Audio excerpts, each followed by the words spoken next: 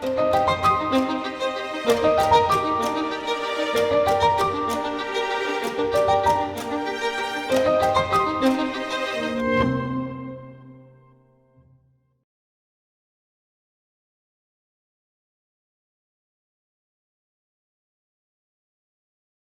remember you were once asked in an interview if you were again to become Greek finance minister today, would you do it differently from the past? And your answer was very blunt.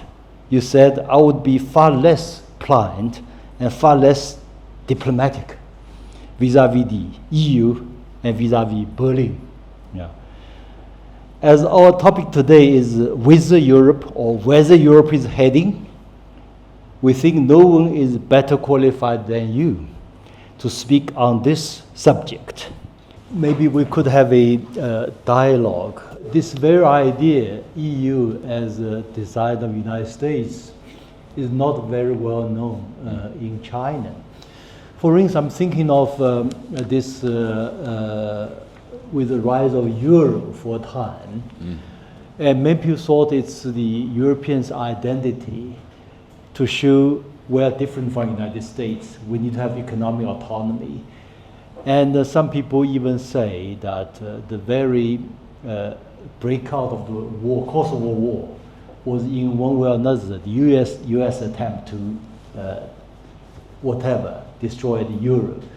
And another thing is the very cause of this war against Iraq, Saddam Hussein, had to do with Saddam Hussein's decision to use euro to sell its oil. So do you think this is a fair assessment, or it's completely wrong from your point of view, as the EU's relations with the United States, more boss and vassal state, this kind of structure? Yeah. It's an interesting hypothesis. I believe it's more complicated than that. And allow me to explain why is it more complicated. Look, the Americans didn't want to destroy the euro. The Americans were skeptical about the euro. They were saying to Europeans, what are you doing? You want to federate? Federate. But don't federate your money. Because the Americans are, whatever you may say about them, at least they are smart. And they are more practically minded, and they think globally. Germans do not think globally. They were at the time, you see, the German mindset, you have to understand, I appreciate it. They just didn't want to be a global power again because of the trauma of the defeat of Nazi Germany. They wanted one thing, and I think Chinese people understand that.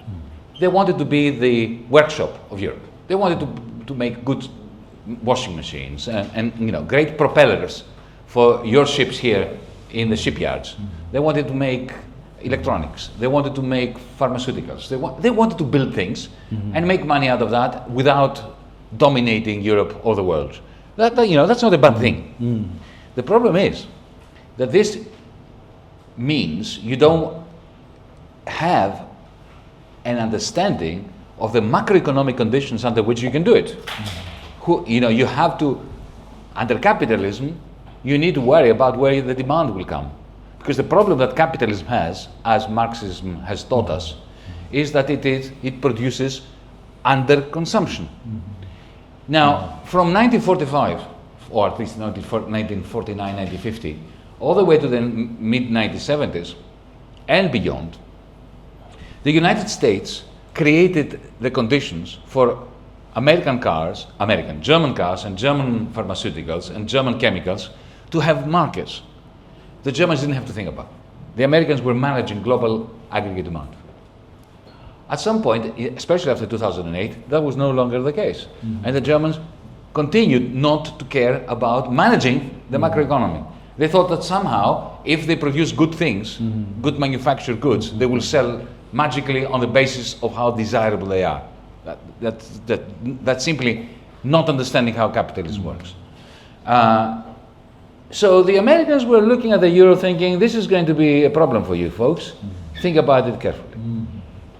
I have spoken to, for instance, an interesting conversation I had with Jack Lew, Jack Lew was the finance minister, the US Treasury Secretary of Barack Obama.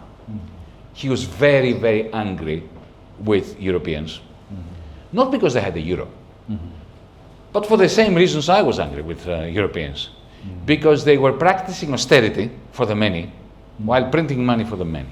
Now, I was, from a left-wing perspective, angry with what Europe was doing.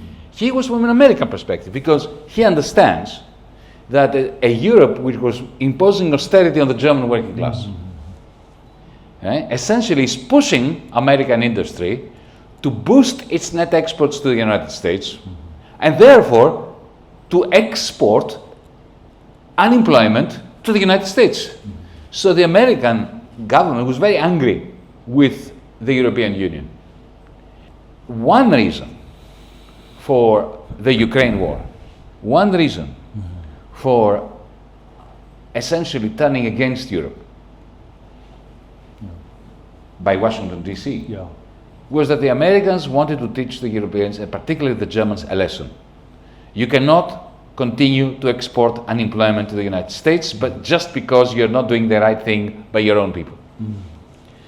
And now they have won, because now the German government is completely in a state of panic.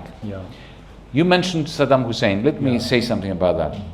I don't believe that the United States invaded Iraq in the first Gulf War because of anything to do with currencies. What happened was, remember, it was 1991. As I was saying before, the difference between the United States authorities and the European authorities is the United States authorities are good Marxists, not in favor of the working class, but they think in Marxist terms. They understand that capitalism produces underconsumption, and American capitalism is constantly running the risk of not having enough aggregate demand for its products, right? So it's essentially Das Kapital turned upside down. How to use Das Kapital against the working classes of the world. But still, it's a Marxist way of thinking about it. So in 1991, the Cold War ended. If you look at the national accounts of the United States up until 1990, 1989, 1990, the military-industrial complex of the United States, and in particular, the industry that produces ammunition, cruise missiles, Pershing missiles, were accounting for up to 8% of GDP. 8% of national income was accounted for by the production of these weapons. Now, you've got to understand, and I'm sure you do, that Congress, the establishment, is not united. There are some senators that represent the armaments industry, the military-industrial complex. There are other senators who represent the medical establishment, the insurance companies, medical insurance companies, the pharmaceutical companies. Now, they didn't want the money to be spent on missiles. They wanted it to be spent on them. Whenever the Pentagon brought to the Senate or to the House a bill saying we need 100 billion more, 200 billion more, 1 trillion more, they were senators who were saying no because they were representing other interests. So it's not a unified thing. While the Cold War lasted, nobody dared in the Senate speak out against the Pentagon budget. But when the Soviet Union collapsed, they did. They said, hang on a second, we no longer have an enemy. Why do we need more missiles? Why do we need more ammunition? So this is my speculative theory, that in 1991, remember there was a major recession in 1991 in America. There is a very strong causal link between the reduction in expenditure on armaments with that recession. And they needed to start spending again. Now, of course, their warehouses were full of ammunition. How do you go to the Senate and say we need more ammunition when you've got so much? You need to spend it. So they invaded Iraq. Not only did they invade Iraq, but remember, Saddam Hussein was working for the United States. He was an ally of the United States. When Saddam Hussein, in the context in the 1980s of the war between Iran and Iraq, accidentally hit an American naval vessel and killed many American soldiers, Dick Cheney, who was working for Reagan at the time, flew to Saddam Hussein to pat him on the back and say, we know it was an accident, and to hug and be friends. So people forget that Saddam Hussein, like Noriega in Panama, was a stooge of the CIA. He worked on their behalf. He unleashed that cruel war against Iran on behalf of the United States against Ayatollah Khomeini, right? So he was their man. So they decided, okay, we sacrifice him. So they gave him a signal to take Kuwait. And why did he want to take Kuwait? Because the war that he had waged against Iran, on the orders of the United States, had been financed by Kuwait, on the orders of the United States. So the United States had said to Saddam Hussein, invade Iran, and they had said to Kuwait, give Saddam the money. Right? And when that war ended and 1 million people died, the Kuwaiti said to Saddam, give me the money back. And Saddam picked up the phone and said to Washington, what do you mean? I've done this on your behalf. All these people who have died. And the Americans said, oh no, we don't care. This is between you, bilateral problem that you have with Kuwait. So he gets really cross. And he stands, Kuwait is a pipsqueak thing like that. I'll take it. And the Americans, through the American ambassador in Kuwait, signaled to Saddam on purpose, provoking him. They said, the United States will not have a problem if you take Kuwait. So he takes Kuwait, and then bang! And if this is all established fact, after the surrender of Saddam Hussein during the first Gulf War, the American Air Force was shooting Pershing and cruise missiles and all sorts of missiles into the desert to get rid of the stock so they could replenish it. At some point, Saddam Hussein gets really annoyed and says, I'm going to redenominate the Iraqi oil in euros. And that's when the Americans decided, okay, we'll take him out.